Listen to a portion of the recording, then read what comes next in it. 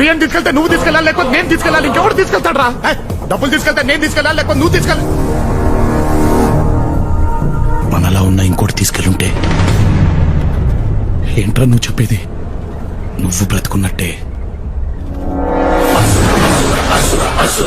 నేను బ్రతుకున్నట్టే.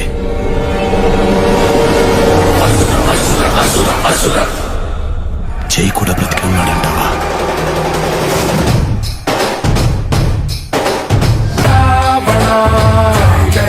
శత్రు